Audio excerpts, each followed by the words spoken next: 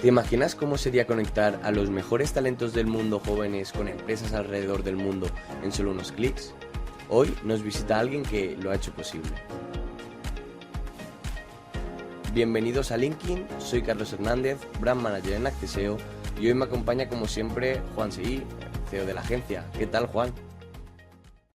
Pues muy bien, muy bien. Hoy contentos porque además tenemos un invitado que nos va a presentar pues esta herramienta, esta plataforma, que a lo mejor incluso desde Acceseo podemos utilizar en algún momento, así que encantados de conocer la historia con mayor profundidad.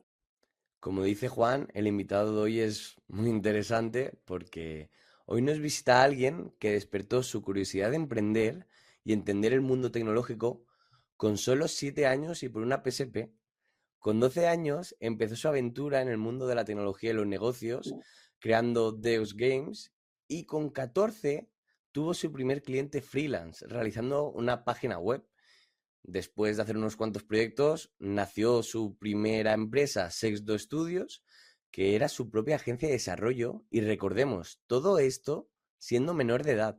Y claro, esto le llevó a tener que buscar soluciones, porque al ser menor solo podía contratar de forma freelance. Pero de esto hablaremos más adelante. Hay mucho más que contar, como que nuestro invitado ha sido elegido con 17 años como Top Talent menor de 25 en categoría de innovación. Y sí, ahora mismo solo tiene 21 años, pero bueno, mejor que nos lo cuente él. Bienvenido a LinkedIn, Sergio Conejo.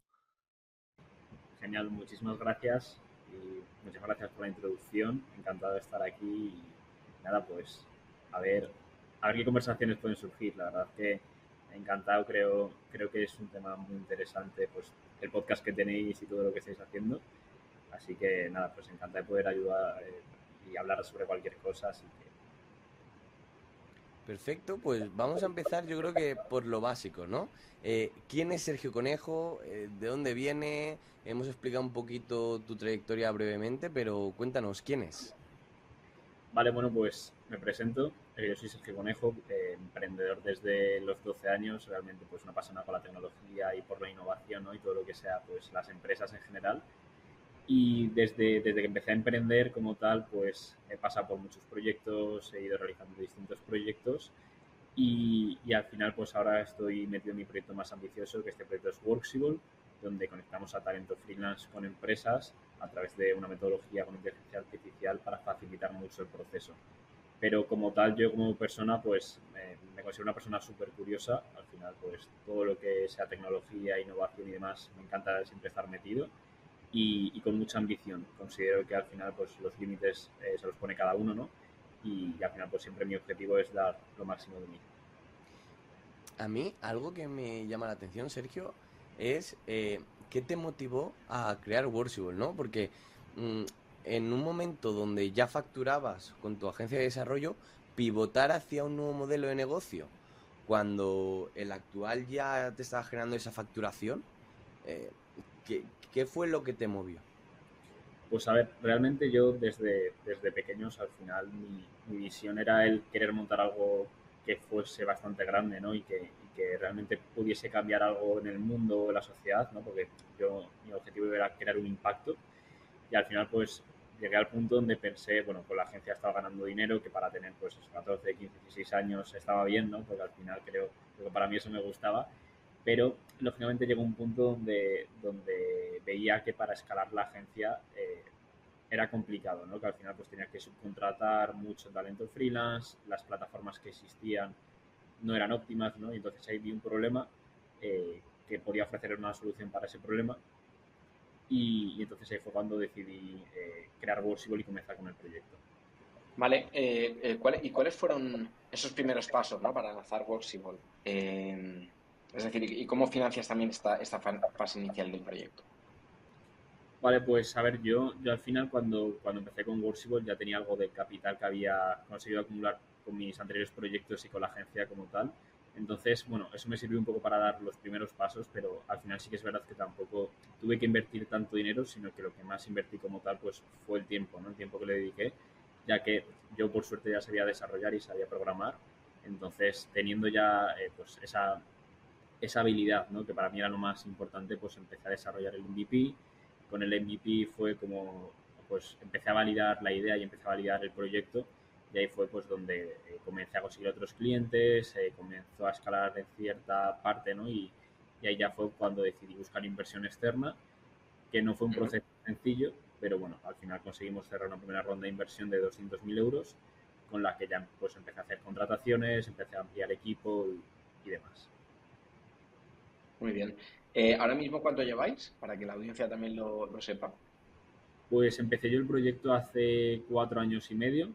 Los 2 primeros Ujú. años pues fue un poco a nivel de MVP, ¿no? De crear ese producto mínimo viable y de validar un poco pues el mercado como tal, ¿no? Entonces los 2 primeros años estaba yo solo en el proyecto, pero ya fue a partir de eso, del segundo año, cuando empezamos a meterle caña al proyecto, se unió más equipo, ¿no? Al proyecto como tal y ahí fue pues cuando pasamos al siguiente nivel y hicimos el go-to-market como tal. Claro. ¿Y cuántas personas sois ahora mismo? Actualmente en el equipo somos 9 personas y Ujú. con objetivo del año que viene superar las 15 personas. Muy bien, muy bien. ¿Cómo se gestiona este crecimiento, ¿no? Desde que arrancas, empiezas tú solo con esto y vas montando equipo, ¿no? ¿Cómo se gestiona el crecimiento? Pues a ver, no es algo sencillo al principio porque tampoco es algo que enseñen en los colegios, ¿no? Ni enseñen en ningún sitio como tal, porque al final el liderar o el montar una empresa y eso pues no suele ser algo habitual que se enseñe en ningún sitio, pero que al final se tiene que aprender a base de probar, ¿no? Y a base de experimentar. Al final, pues liderar un equipo nunca es fácil porque cada persona es un mundo y que al final tienes que, como líder, sacar lo mejor de cada persona. Entonces, aprendiendo poco a poco, estar muy abierto también a escuchar al equipo, a escuchar cada vez pues los distintos problemas, creo que eso para mí es lo más importante, ¿no? El estar ahí y saber escuchar, pues al final eso es lo que permite que un líder siga mejorando como líder, ¿no? Y que pueda aprender a seguir desarrollándose como tal, ¿no? Y algo Totalmente. que yo creo que le encantará a la gente que quede claro. Yo, por ejemplo, soy un usuario que se registra en Workable. ¿Qué puedo encontrar dentro de Workable? Pues a ver, al final como usuarios tenemos dos usuarios. Por un lado tenemos las empresas, por otro lado tenemos los freelance. Al final como freelance nosotros nuestro objetivo es cambiar la forma tradicional de trabajar. Esto porque yo me he dado cuenta de que la forma tradicional está un poco obsoleta, ¿no? Al final, con la pandemia lo hemos visto, pero hasta antes de la pandemia lo normal era ir a la oficina los 5 días de las semanas, estar sentado en una silla 8 horas, ¿no? Y no existía esa flexibilidad que cada vez estamos consiguiendo que haya un poco más, ¿no? Entonces, al final nosotros lo que queremos conseguir es que los freelance consigan esa libertad y esa flexibilidad. Entonces, en Workable, un freelance que entra, pues nuestro objetivo es que pueda encontrar proyectos de valor para él, porque muchas veces los proyectos a los que les llegan las oportunidades pues son proyectos de baja calidad, muchas veces son estafas, muchas veces pues son proyectos que realmente no les aportan un valor, ¿no? Entonces, nosotros es muy importante que ese aporte de valor, tanto para freelancers como para empresas, sea un aporte de valor real y así es como intentamos conseguir que cada vez pues, más freelance y más empresas se registren en negocio. Qué pasada, o sea, me parece una idea que a lo mejor ahora tiene todo el sentido del mundo, pero en su momento nadie creo que supo tirar por ahí. Y sí, obviamente, bueno, que te vamos a decir desde Acceseo. Creemos que es el futuro esa forma de trabajar, teletrabajo en remoto desde donde quieras. Bueno, y además nosotros tenemos los 4 días, pero vaya, no sé qué opinará Juan, pero obviamente es el camino. Sí, bueno, todo va cambiando, ¿no? Y al final creo que el poder trabajar de una forma flexible y también un poco para las organizaciones, ¿no? El uso de plataformas como la vuestra nos permiten también a nivel compañía pues tener cierta flexibilidad, ¿no? Poder trabajar con gente en ciertos momentos y tener recursos que podemos utilizar cuando son necesarios, pues es algo muy importante, ¿no? Y a mí también me gustaría añadir, Sergio, cuando tú ves la oferta de trabajo, ¿vale? Yo soy, por ejemplo, freelance y veo una oferta de una agencia, de una empresa, me da igual si es marca o agencia, me intereso por esa oferta y ¿qué pasa a partir de ahí? Vale, a ver, nosotros lo más importante es que ese flujo, ¿no? Que al final es lo que tiene que pasar para que haya un match, porque nosotros nos centramos en que haya un buen match, porque eh, nosotros, como decimos, a las empresas queremos ayudarlas a acertar para crecer, porque al final, pues como decía Juan, es muy importante que una empresa tenga el buen talento y tenga el equipo necesario para seguir creciendo, porque al final es lo más importante para crecer. Y también es una de las causas por las que las empresas no consiguen crecer, ¿no? Entonces, nosotros intentamos asegurar el match desde el principio, por eso intentamos que los freelance solamente vean proyectos a los cuales pues ya tienen cierto nivel de interés o que les puede llegar a interesar. Y luego también, por otro lado, intentamos que el flujo sea lo más transparente posible para el freelance, ¿vale? Que el freelance desde el primer momento sepa en qué estado está su oferta y la propuesta que ha enviado a la empresa, sepa si la empresa ha visto su perfil, sepa si la empresa quiere coordinar una reunión con ese freelance o si quiere seguir avanzando. Entonces, ahí es donde nosotros intentamos hacer ese proceso lo más transparente y ágil posible, ¿vale? Porque intentamos que todo sea a través de la plataforma para que la empresa coordine una reunión con el freelance, que es un poco el primer paso que hay que hacer, puedan comentar todo a través de un chat que tenemos en la plataforma y ya luego el último paso pues es que el freelance envía una propuesta más detallada y la empresa pues acepta y valida esta propuesta como tal. Wow, es como, como se diría rollo Tinder, ¿no? De compatibilidad, se dan Eso es. like y a ver si tienen el match final. Vale, ya conocemos lo que es el producto más en profundidad. A mí me gustaría saber, en términos de captar leads, tanto freelance como empresas, ¿qué estrategia de marketing ha sido la más efectiva para Workable? Pues a ver, nosotros hemos probado distintas estrategias, o sea, al final como startup debemos probar mil cosas, ¿no? Y hay muchas que no funcionan, hay otras que sí que conseguimos que funcionen, pero nosotros al final lo que más nos ayuda a seguir creciendo como tal es una estrategia de fidelizar mucho con los clientes, ¿no? De que sean los propios clientes los que nos recomiendan a otros clientes, a otros freelance y demás, porque eso para nosotros es lo más importante, ¿no? Que una persona hable bien de nosotros, pues eso quiere decir que hemos hecho bien nuestro trabajo. Y de hecho esto también lo conseguimos porque en Trustpilot, por ejemplo, la plataforma de opiniones, si buscas la empresa de recursos humanos con mejor valoración de toda España, sale Worksible la primera, ¿no? Entonces, Wow. eso para nosotros es lo más importante, ¿no? Que tanto freelance como empresa vean que la calidad que perciben y el valor que perciben es lo más alto posible. Entonces, a nivel de marketing, lo más importante es tener ese flujo de leads, que a día de hoy, pues principalmente tenemos mucho tráfico orgánico y mucho tráfico directo, por esto que comento, ¿no? Del referral, de gente que comenta sobre nosotros en otros sitios y demás. Y luego sí que hacemos campañas en paid media, por así decirlo, tanto en Meta como en Google, que esto también pues creo que es necesario, ¿no? Porque si no haces campañas, no existe directamente en Internet y es algo que hay que tener en cuenta. Entonces, es un juego que hay que jugar, que al final pues también hay que tener el presupuesto para jugar a eso, pero que al final si se hace bien y se optimiza bien, el retorno pues puede ser bueno, ¿no? Y yo siempre tiro hacia más mi sector, ¿no? Que es branding y social media. En redes sociales, yo ya lo sé porque os sigo, pero ¿qué enfoque habéis querido meter para Workable? ¿Y qué tipo de contenido crees que es el que mejor funciona para tanto para esos freelance como para las empresas? Pues a ver, nosotros sí que es verdad que en redes sociales nos gusta enseñar el día a día, ¿no? De lo que es tanto ser parte del equipo de Workable como ser freelance o ser empresa en Workable como tal, ¿no?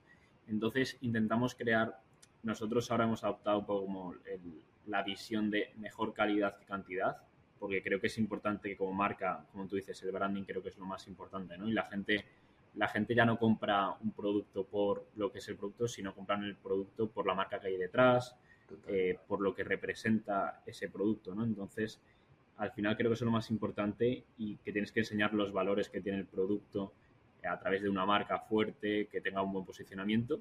Y nosotros, al final, en redes sociales, nuestro objetivo es humanizar lo máximo posible lo que es Workable, ¿no? Y lo que hay detrás de Workable. Entonces, el contenido que creamos intentamos que sea de la mayor calidad posible, que a nivel audiovisual se note que pues ha habido cierto trabajo, ¿no? y que intentamos hacer las cosas bien, porque al final creo que eso define mucho lo que hay en el producto después, ¿no? Y en redes sociales también una de las cosas que nos ha funcionado muy bien es meter el toque de humor, porque al final alguien que entra a Instagram, Facebook o LinkedIn o cualquier red social lo hace para entretenerse y no lo hace para aprender la mayoría de las veces, ¿no? Entonces, si consigues entretener a la vez que formas o a la vez que ofreces información, ahí tienes ganado pues prácticamente casi todo. Ujú. Por tocar otra área, ¿hacéis SEO? Pues a ver, SEO sí que lo hemos intentado trabajar. Ujú. Sí que es verdad que al final pues creo que es una de las partes también más importantes, como decía antes, ¿no? El estar presente en Internet y que cuando la gente busque un freelance en diseño web, que le aparezca Workshop de las primeras posiciones. Entonces, al final sí que Mm. hacemos SEO, pero sí que lógicamente, pues como ya se conoce, ¿no? En el sector del SEO y en el mercado, pues es un trabajo que conlleva mucho tiempo, pero que cuando se hace bien es de lo que más retorno casi tiene, ¿no? Como tal. Pero bueno, tenemos que seguir trabajando en ello como tal. Sí, es la típica, vamos, la típica disciplina, ¿no? Que siempre comentamos que es fundamental trabajarla de continuo, ¿no? Y lo que tú muy bien has dicho, ¿no? Que siempre lo decimos nosotros, pero está genial que lo digáis los invitados, ¿no? Bueno, al final es una carrera de fondo, hay que estar ahí y luego tienes muy buen retorno porque en el momento que estás bastante bien posicionado, te van entrando los usuarios casi de forma mágica, ¿no? Y ya estás ahí. Así que muy bueno. Y a nivel de campañas, algo de paid media, Google o Meta, ¿hacéis algo? Eso es, o sea, en Google sí que tenemos campañas activas, principalmente, bueno, search, performance, display, tocamos un poco de todo porque al final hay que probar muchas cosas.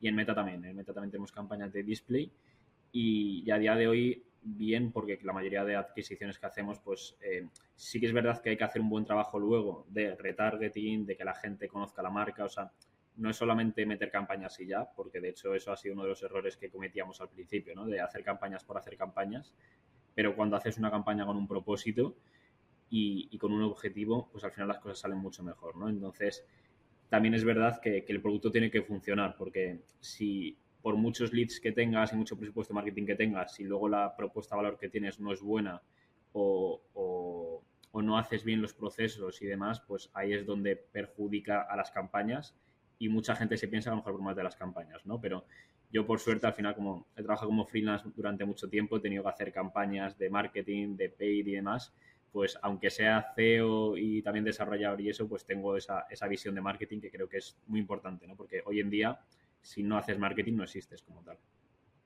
Claro, y además una cosa que has comentado, que claro, sin una estrategia bien definida, ¿no? Pienso en paid, pero yo creo que es extensible a casi todo el marketing digital, ¿no? Puedes estar quemando billetes y no saber muy bien lo que estás consiguiendo, ¿no? Pero en el momento que ya te pones con campañas, digamos, muy orientadas, bien estudiadas hacia lo que tú quieres conseguir y sobre todo analizar los números, seguro que ahí habéis notado un cambio importante, ¿no? Porque puedes pasar muchas veces de gastar mucho dinero a ir a datos concretos, a campañas concretas, incluso descartar aquello que no está funcionando. Sí, de hecho, uno de los perfiles que hemos fichado ahora en los últimos meses ha sido un perfil de growth, porque realmente es algo importante, ¿no? Porque, como tú dices, no es solamente tirar billetes en publicidad, sino que es muy importante analizar todos los flujos de la plataforma. O sea, como decía antes, para nosotros que el flujo de la experiencia de usuario sea lo más óptimo posible y todo esto hay que medirlo, ¿no? No es en base a hipótesis que a lo mejor yo como desarrollador tengo y creo que se tiene que hacer así, sino es en base al análisis que hay por detrás, ¿no? De ver si realmente un usuario utiliza una funcionalidad, de ver si una empresa hace el flujo completo, ver dónde se caen, pues creo que eso es lo más importante. Y llegado a cierto punto, porque esto lógicamente no se tiene que hacer al principio, que de hecho esto es un error que aprendí, ¿no? Porque uno de los primeros roles que contraté al principio fue una persona de growth, muy analítica, cuando realmente faltaba primero la parte de, oye, hay que meter más datos antes de querer analizar los datos y mejorar un 1% un flujo, ¿no? Creo que es más importante al principio, pues, probar mil cosas y cuando ya has probado mil cosas, tienes los datos suficientes, es momento de optimizar y de ir a por el 1%, que ese 1% pues puede significar mucho, ¿no? No, total, total. Al final lo hablamos mucho, ¿no? Que, mira, por ejemplo, nuestro team lead de SEO, Gabri, el otro día hizo un programa para aquí, para LinkedIn, de los pasos básicos que debe seguir una empresa, una marca para el Black Friday. Y estoy muy de acuerdo con vosotros, tanto en recopilar todos esos datos para entender qué está pasando dentro de nuestra empresa, porque realmente aunque sea en la web, en esa transacción al carrito, etcétera, está pasando dentro de nosotros. Y sobre todo, yo también recalcaría algo muy importante, es entender qué busca nuestro usuario, cuál es su intención de búsqueda, porque si ponemos todos los billetes, como estamos hablando, ponemos todo lo que quieras de marketing, pero no nos hemos parado ni siquiera a sentarnos a decir, vale, cómo buscan las agencias a alguien que les ayude y cómo los freelance buscan agencias. Sí, sin duda, yo creo que es lo más importante, ¿no? O sea, como decía, tener un propósito o un objetivo en la campaña, pues creo que se extrapola también a esto, a tener identificado el cliente ideal, saber qué es lo que quieren y sobre todo, pues que a nivel de producto es prácticamente lo mismo, ¿no? Entonces, nosotros de hecho hemos unido bastante el área de marketing con productos, hemos creado el área de product growth, por así decirlo, porque realmente tiene que ser el propósito igual, ¿no? Porque lo que comunicas tienes que aportarlo luego y lo que comunicas realmente tiene que ser real, ¿no? No es solamente comunicar y vender humo, sino que creo que lo realmente importante es que todo lo que enseñas y todo lo que se ve en redes sociales o se ve en las campañas, que luego la empresa o el freelance cuando entra a Workable, pues perciba lo mismo, ¿no? Entonces, es muy importante para nosotros como empresa que tanto freelance como las empresas, pues dentro de Workable tengan ese flujo lo más óptimo posible, perciban el valor más alto posible y que realmente consigan nuestro objetivo, ¿no? El de cambiar la forma tradicional de trabajar a través de innovar continuamente en todos los procesos, en agilizar este proceso y hacerlo lo más eficiente. Ah, totalmente, totalmente de acuerdo con lo que estás comentando, Sergio. Y ahora te voy a llevar a mi terreno, el branding, y te voy a hacer dos preguntas que a mí me parecen súper potentes. Así que prepárate, que va la primera. La primera sería, ¿cómo definirías la identidad de marca de Workable y qué valores principales crees que intentáis transmitir tanto a freelance como a empresas? Vale, a ver. Nosotros en Workable, al final nuestro objetivo como marca es mostrarnos una marca que es accesible como tal, porque creo que eso es importante, porque muchas veces vemos empresas que ya de por sí verlas ya parece que no son accesibles, ¿no? El poder hablar con el equipo, el poder acceder a ellos a través de un evento o lo que sea. Entonces, para nosotros creo que la accesibilidad es importante. Luego, somos una marca innovadora. Nuestro objetivo es continuamente innovar, que la gente vea que cada vez pues, ofrecemos cosas nuevas, estamos innovando continuamente.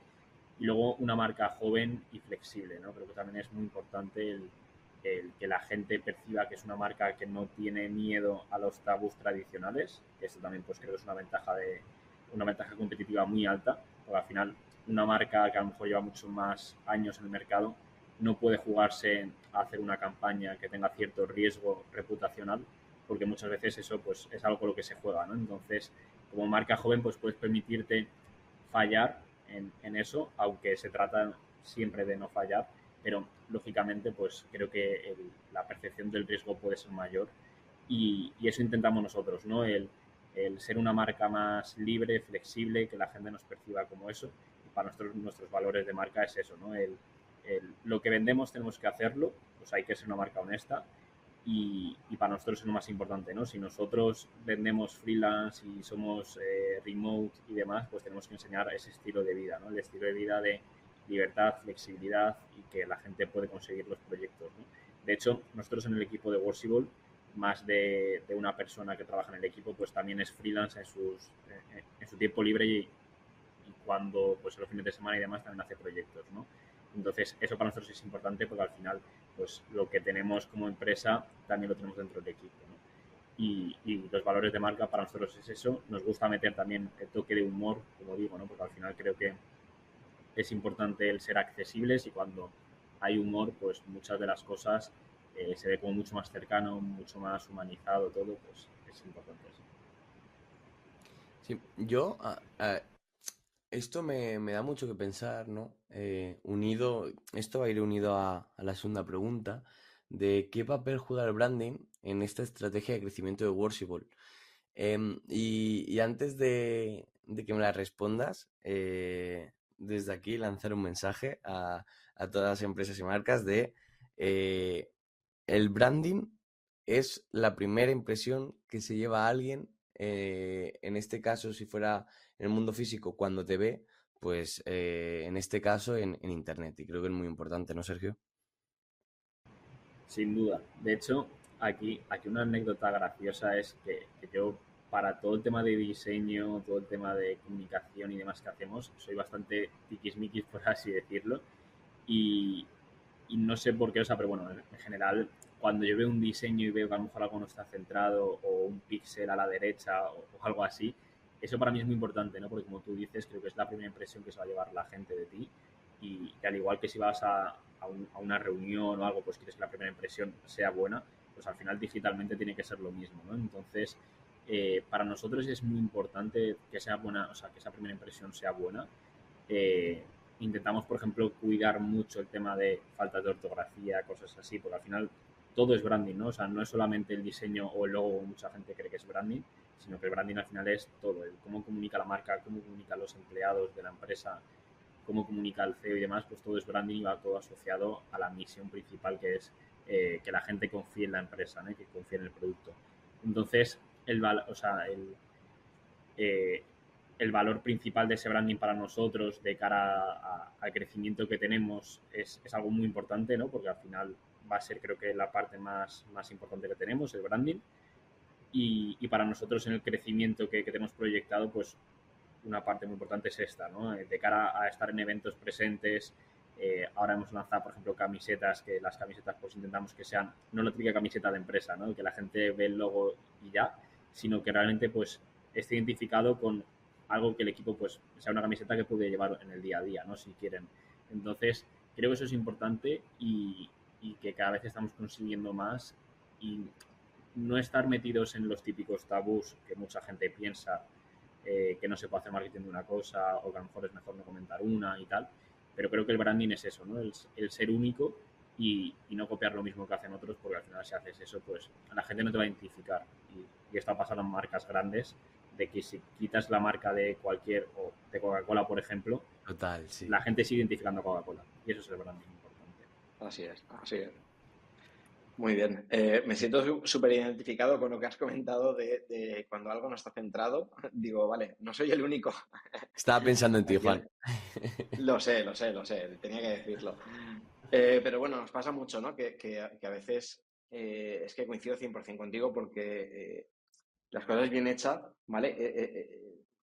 La diferencia entre una cosa bien hecha y una cosa simplemente hecha son los detalles, ¿no? Esos pequeños detalles, pues como tú decías, pues una falta de ortografía, ¿no?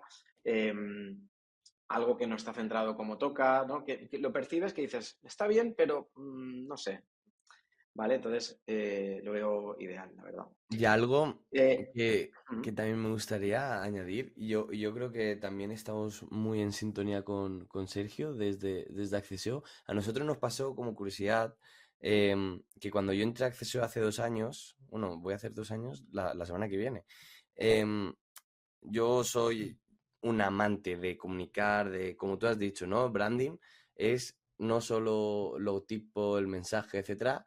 Branding es hasta el boli corporativo que haces en tu empresa, cómo lo has hecho y cómo lo has pensado. O sea, cualquier cosa que el usuario vaya a interactuar con la empresa, eso es branding. Y, por ejemplo, nosotros, desde Acceseo, desde que entró mi perfil, lo hemos trabajado muchísimo porque yo llegué, y ya se lo dije a Juan, teníamos un diamante que estaba por pulir, porque nosotros de forma interna teníamos muchísimas cosas súper guays, como el focus, el trabajo asíncrono, el teletrabajo, los almuerzos, muchísimas cosas que eran súper atractivas de cara a la galería, pero que por X y por Y, porque quieras o no, cuando caes en esa dinámica, pues no se acaban de comunicar, ¿no? Y cuando hemos empezado a comunicarlo, como que a la gente le hacía la cabeza de, madre mía, qué guay, qué modernos, qué no sé qué. Y yo lo pensaba yo, pero si es que esto lo llevan haciendo desde el 2015, 2016, y no se estaba comunicando y se estaba perdiendo ahí, para mí, una fuente de generar esa confianza, esa autoridad, demostrar lo que realmente ya estás haciendo. Si es que no hay que no hay que hacer un sobreesfuerzo, no hay que mentir a nadie, no hay que, simplemente enseña lo que haces como empresa y qué aportas a la empresa, ¿no? Y una anécdota que nos pasa mucho es que hay mucha gente que se mete contigo de forma positiva, de, mira si trabaja en Acceseo, flipas, qué suerte, no sé qué. Y al final ahí te das cuenta de estamos haciendo bien el trabajo.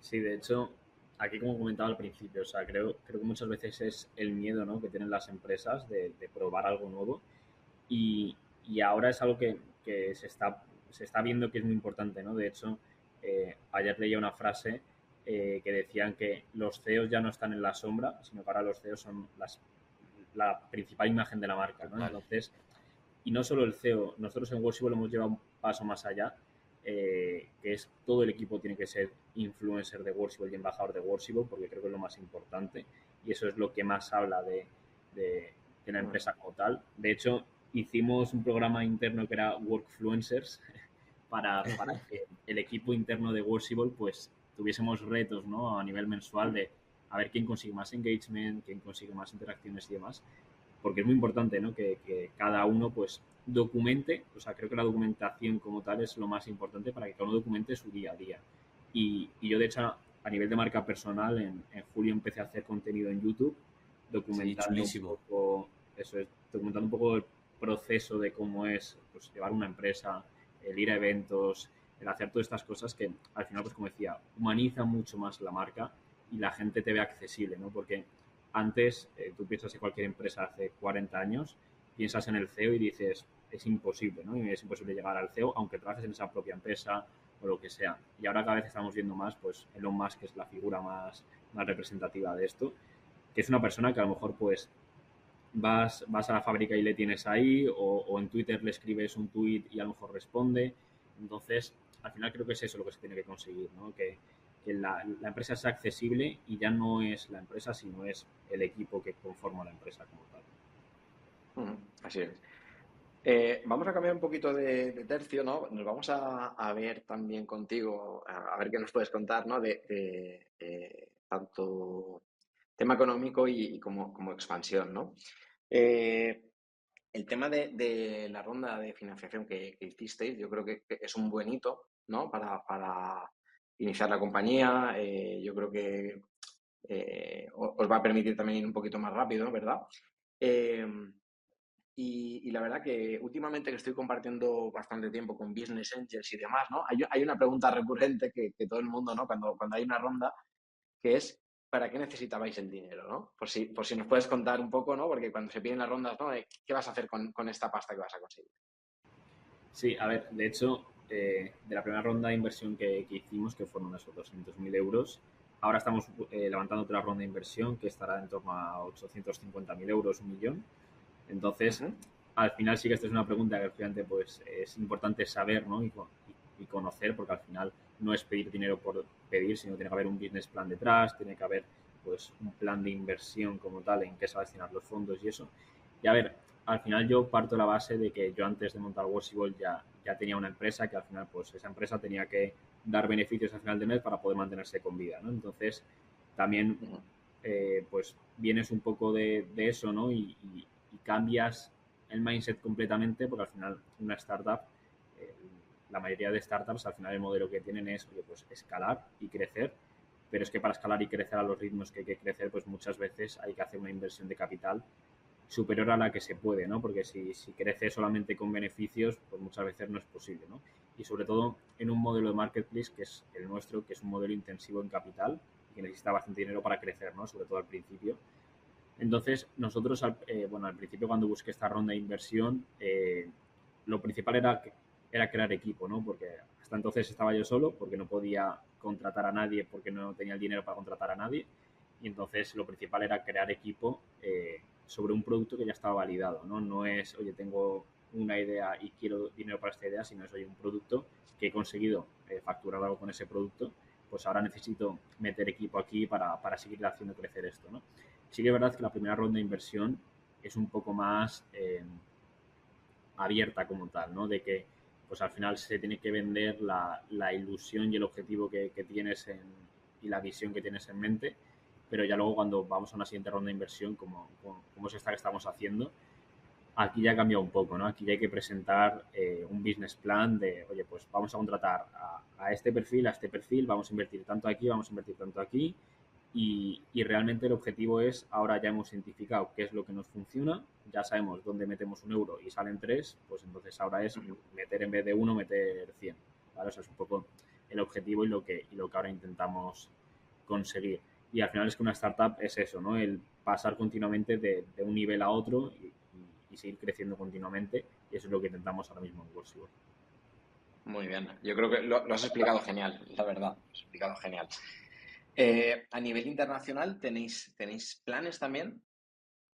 Sí, de hecho sí, porque nosotros, a ver, la visión principal de Workable desde el primer momento era ser una empresa global. O sea, porque creo que a día de hoy es mucho más fácil ser una empresa global, internacional, eh, desde el primer momento que era antes, ¿no? Porque ahora ya pues con internet puedes traducir la página, puedes hacer mil cosas que es mucho más sencillo, ¿no? Sí que es verdad que luego pues hay distintas estrategias que no es tan fácil como parece porque hay que ir a un país, hay que desarrollar allí negocio y demás, hablar el idioma y todo eso. Pero nosotros freelance, por ejemplo, a nivel orgánico hemos conseguido freelance en más de 130 países. El principal es España, donde tenemos el 80% de los freelance son de aquí de España. Pero a nivel orgánico, no sabemos cómo lo hemos conseguido realmente eso, ¿no? El llegar a 130 países, porque 130 países es mucho, y más del 50% de todos los países del mundo, creo que es un 70% aproximadamente. Y son países que dices, wow, si es que no sabía ni que existía este país, ¿no? Entonces, muchas veces a eso se llega, pues, porque al final, aunque hagas publicidad solamente en España, como hacemos nosotros, el orgánico, como vosotros decís, el SEO y todo eso, pues sí que se indexa a nivel internacional y si tienes la página web en inglés y todo eso, pues también puede llegar a aparecer en otros países, ¿no? Y sí que es verdad que nuestro objetivo ahora mismo, este año, 2024, ha sido posicionarnos en España y ser los líderes en España. Para el año que viene empezaremos con expansión por el sur de Europa. Como tal, empezaremos pues a abrir mercado en Italia, Portugal, Francia y demás. Y el objetivo es ir creciendo, pero a nivel de empresas prácticamente casi todas son españolas. Hemos tenido algún cliente pues de Estados Unidos, Europa sí hemos tenido algunos, pero el foco siempre creo que es mantener eso, mantener un foco claro, consolidar un mercado y cuando tienes ese mercado consolidado pasar ya a los siguientes niveles. Pero bueno, ahora mismo todavía nos queda un poco, ¿no? Para seguir consolidando España y expandirnos hacia el sur de Europa. Qué bueno. Y algo así, en la trayectoria que llevas hasta ahora, bueno, es poca todavía, pero intensa por lo que veo. ¿Cuál es el reto más grande al que te has enfrentado como CEO de la empresa? ¿Qué es lo más relevante que te has encontrado en estos años? Uf, pues a ver, no sé si podría quedarme con uno porque creo que retos hay a diarios al final. Al final cada día que te despiertas es un reto nuevo, ¿no? Y surgen mil problemas y mil fuegos que hay que ir apagando. O sea, en vez de emprendedores parecemos bomberos casi. Eh, pero nosotros al final, pues o yo como CEO, pues mi día a día se basa en ser cada vez mejor como tal y ir mejorando, porque al final la empresa crece a un ritmo muy alto y como CEO y el equipo como tal tiene que crecer al mismo nivel, ¿no? Porque cuando la empresa crece a un nivel más rápido que crece el equipo, pues hay una disonancia bastante grande, ¿no? Entonces, mi reto básicamente principal ha sido el mantener el listón alto como tal y dar lo mejor de mí cada día tras día. Y creo que eso es lo principal, ¿no? Quitando lógicamente aparte pues el liderar equipos, levantar rondas de inversión, pues creo que todo eso conlleva retos bastante grandes, pero que ya van un poco dentro del ser cada día algo mejor y creo que ese es el mayor reto que tiene un emprendedor o un CEO como tal. A mí me has despertado una duda, Sergio.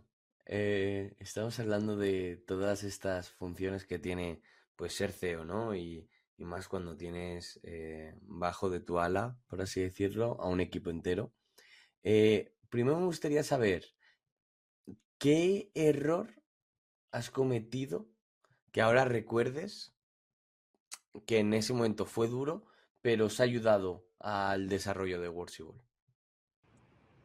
Pues, a ver, realmente, o sea, un error que nos haya ayudado a seguir creciendo como tal, pues creo que al final todos los errores nos enseñan a algo positivo y que hay que saber coger lo positivo porque muchas veces pues pensamos que todos los errores es algo negativo y demás, pero hay que coger algo positivo y a ver, nos ha pasado muchas veces de que a lo mejor hemos lanzado algo que no era el momento de lanzar o algo que pensábamos que podría ir bien cuando realmente pues no está validado, ¿no?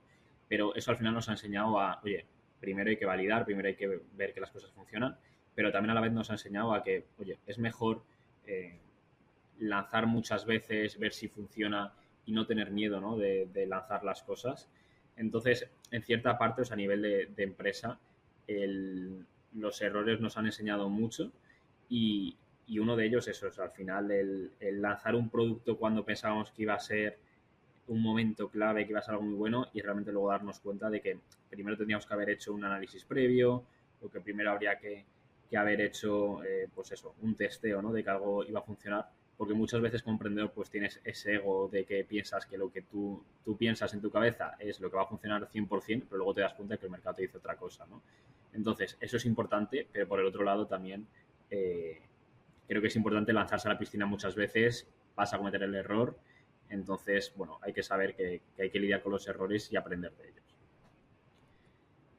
Aquí una pregunta que me ha surgido a raíz de lo que habéis estado hablando, los dos que tenéis figura como CEOs, y a mí me gustaría escuchar la respuesta de los dos. En cuanto a lo que es la gestión de la figura del CEO, ¿no? Que de normal tienen equipos, obvio. ¿Os podéis dar un tip a algún CEO que nos esté escuchando? Un pequeño tip en lo que es la gestión del equipo. Ejemplo, pues reunirse a lo mejor cada 4 meses para hacer un one-on-one. Vale, si quieres respondo yo, Juan. Dale, Vale. dale. A ver, yo sí que hago distintas cosas, o sea, al final creo que la gestión del equipo es la parte más importante porque si el equipo no funciona, la empresa no funciona directamente, ¿vale? Entonces, yo para mí el tip que más, bueno, que también he ido aprendiendo con el tiempo porque con esto, como decía antes, nadie te lo enseña ni nadie te dice que las cosas se tienen que hacer así, pero bueno, hay varios tips, uno de ellos que nos han enseñado aquí lanzar desde el primer momento es el dar, pedir, exigir, ¿vale? Que creo que eso es muy importante y es, Wow.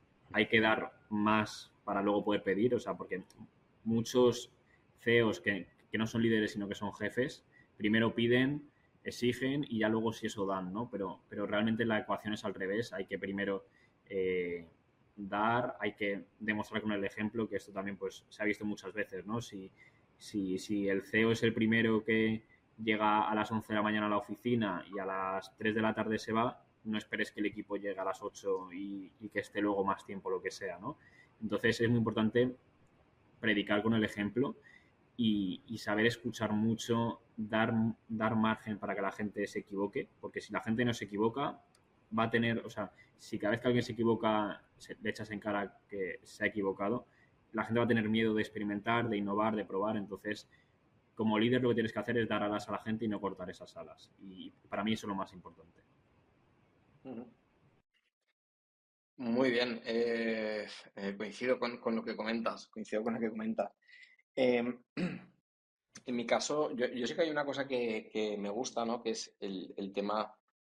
No lo consigo todo lo que me gustaría, ¿no? Que es el tema de delegar, ¿no? Porque delegar, cuando tú estás delegando algo en alguien, realmente, aunque parezca que le estás pasando trabajo y marrones, historias, lo que estás haciendo es un ejercicio de responsabilidad y de confianza en otra persona. ¿Vale? O sea, no le delegarías algo a alguien si no confías en esa persona o si no, o si crees que no lo va a poder hacer bien. Entonces, yo creo que es de estas cosas, ¿no? Que quizá también los CEOs lo tenemos que vender más así, porque realmente es así, ¿vale? Cuando le pasamos a un compañero, oye, te paso esto para ver si te puedes encargar. Ostras, te lo estoy pasando porque creo que tú lo puedes hacer bien y confío en que lo vas a hacer genial y demás. y trabajarlo como un ejercicio de confianza en el equipo, ¿no? Y luego sí que hay otra cosa que yo creo que está un poco también relacionado, que es siempre hablar de la responsabilidad individual, ¿no? De intentar dar alas al equipo, pero establecer eso, ¿no? Relaciones de confianza y de que cada uno se puede gestionar y tiene que hacer las cosas bien.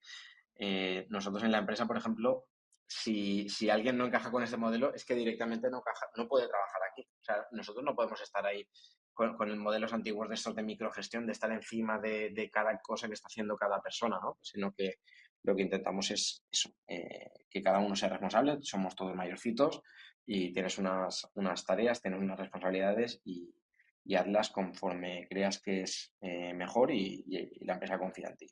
Así que Pues ahí te quedan metería. esos dos consejos de estos dos pedazos de CEOs. Así que yo no añadiría nada más en cuanto a esa figura de CEO que yo creo que a todos nos llama mucho la atención.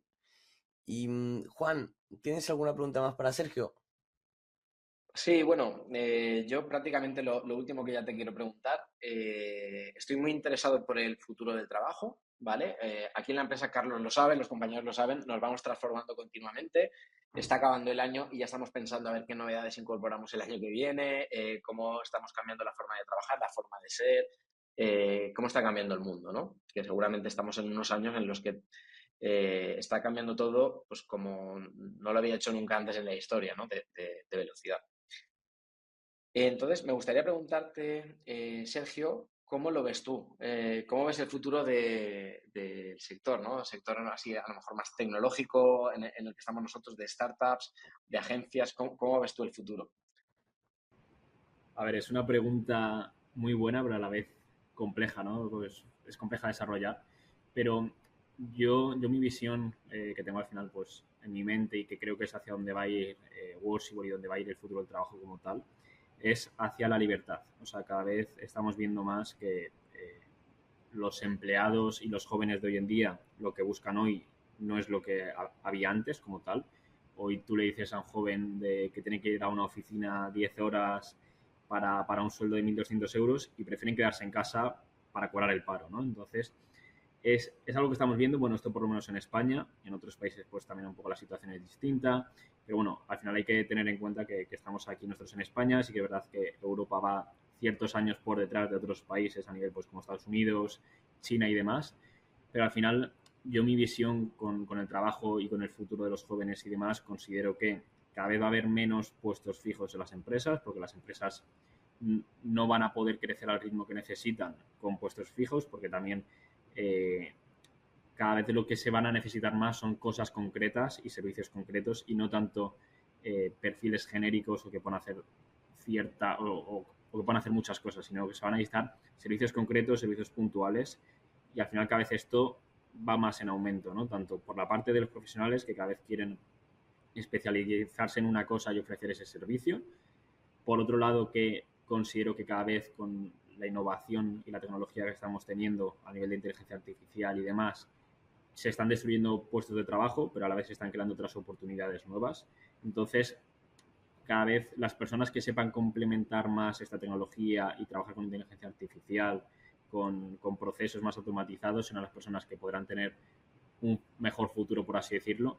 Y sin duda yo creo que en el futuro habrá mucho más freelance que puestos fijos como tal, porque lo estamos viendo. O sea, lo que no es saludable a nivel mundial es que las empresas se gasten pues todo lo que se gastaban antes en puestos fijos como tal y que los empleados no percibiesen tanto como deberían percibir como tal también. Pues esto también es algo importante que tener en cuenta, ¿no? De lo que una empresa paga y lo que le llega a trabajar como tal.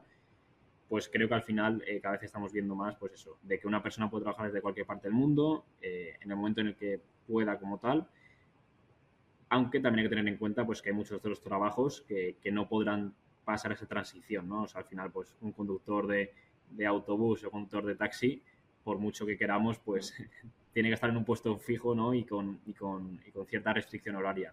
Pero que también cada vez, pues estamos viendo coches que conducen solos ya, ¿no? Entonces, Al final la evolución va a ser muy rápida y creo que la formación va a ser súper importante en este punto, pero si tengo que decir una frase así por terminar y por cerrar, la transformación laboral va a hacer que cada vez haya mucho más trabajadores freelance y las empresas tengan equipos más grandes externos que equipos internos y esto va a ser lo que permita que el mundo siga en circulación y que la economía siga en circulación como tal.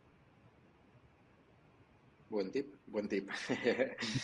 Es complejo, ¿verdad? Es complejo, pero bueno, es así, ¿no? Y por una cosa que tú decías, también es verdad que parece que ahora mismo empieza a haber como trabajos de primera y trabajos de segunda, ¿no? Porque hay unos que tienen muchísima libertad horaria, de ubicación y demás, y hay otros que no la tienen y es probable que no la puedan llegar a tener. Entonces, bueno, veremos qué nos depara el futuro, pero lo cierto es que está cambiando todo muy rápido. Sí, y nosotros, por ejemplo, a mí me gusta mucho lo que ha comentado Sergio de darle importancia a esa inteligencia artificial, porque yo creo que es el momento de seguir la ola y no quedarse a juzgar, ¿no? Es muy fácil decir, bueno, pero es que esto, no juzgues, prueba, experimenta. Nosotros, por ejemplo, Juan lo explicará mejor que yo, ¿no? Pero tenemos cada mes una Kill Microtask, que es buscar una automatización o una herramienta IA que nos facilite un poquitín el trabajo diario y esas tareas repetitivas. Y tenemos una por cada mes. Y la verdad que al principio yo estaba un poco diciendo, madre mía, ahora buscar esto, buscar lo otro. Y, y es que inviertas el tiempo en buscar, primero que te paras a analizar cómo es tu trabajo del día a día.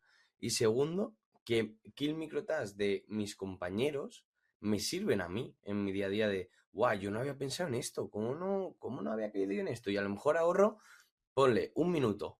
Pero claro, un minuto por 4 días a la semana, por 4 semanas, por 12, imagínate si te salen minutos. Bueno, yo te decía, ¿no? Que la IA pues va a cubrir cierta parte también, ¿no? Va a destruir ciertas tareas que antes se hacían de forma manual, ¿verdad? Sí, pero también esto lo que va a hacer es que cada vez pues, se pueda dar más como tal, o sea, al final se va a poder hacer mucho más en menor tiempo y como dice Sam Altman, el fundador de OpenAI, eh, cada vez vamos a ver más empresas que valdrán mucho dinero lideradas por menos personas, ¿no? Y esto es algo importante porque cada vez estamos viendo que si se automatizan las cosas, si sabes utilizar la IA y no darle la espalda, como pues hace mucha gente de, no, esto me va a quitar el trabajo, pues le doy la espalda. No, creo que es mejor que le des la mano y que vayas de la mano con la inteligencia artificial para seguir aprendiendo y seguir evolucionando como emprendedor, como profesional o como lo que sea. Totalmente. Ahora vamos a ya a soltar un poco. Llega mi parte preferida de las entrevistas después de hablar de branding. Y es un poco esa reflexión personal, ¿no? Porque todos nos encantan los negocios, nos encanta emprender, nos encanta nuestro trabajo, pero también es muy importante esa parte ¿no? de introspección, de salud mental. Y aquí tengo tres puntitas muy, muy fáciles. Eh, Primero, el famoso síndrome del impostor, Sergio. Intuyo que como todos en algún momento habrás podido sentirlo. ¿Cómo se combate el síndrome del impostor? A ver, esto es algo que todos los emprendedores sí que es verdad que han podido pasar, ¿no? Yo creo que por eso se puede pasar y demás. Pero creo que al final lo más importante y algo que yo he practicado mucho ha sido el siempre echar la vista atrás y ver qué es lo que he ido logrando y lo que he ido haciendo y ser consciente de, bueno, también ser consciente de lo que puedo llegar a hacer y mis objetivos como tal y de mi capacidad. Y al final sí que soy una persona que intento visualizar al máximo posible pues todo lo que quiero conseguir en el futuro, todo lo que quiero hacer y eso pues me ha permitido tener un poco conseguir esas ciertas cosas y todo lo que he ido consiguiendo a día de hoy, pues desde pequeño yo creo que lo he ido visualizando y lo he ido viendo. Muy, muy interesante esta respuesta, la verdad. Espero que sirva a todos los que nos están escuchando. Ahora vamos a darle otro consejo. Imagínate, visualiza ahora en este momento que hay una persona al otro lado que está escuchando la entrevista y está pensando en emprender.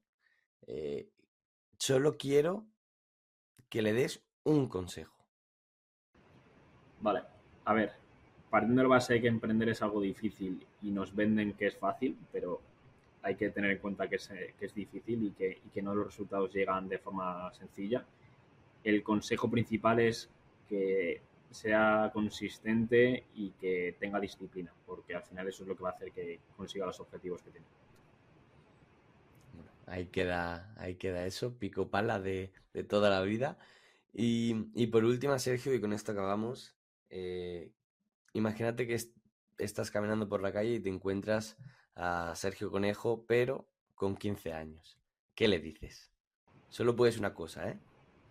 Pues que siga con lo que está haciendo, porque creo que está bien por donde está yendo, pero que se mantenga con el foco claro y con los objetivos que tiene en mente, que al final que todo trabajo duro tendrá sus recompensas.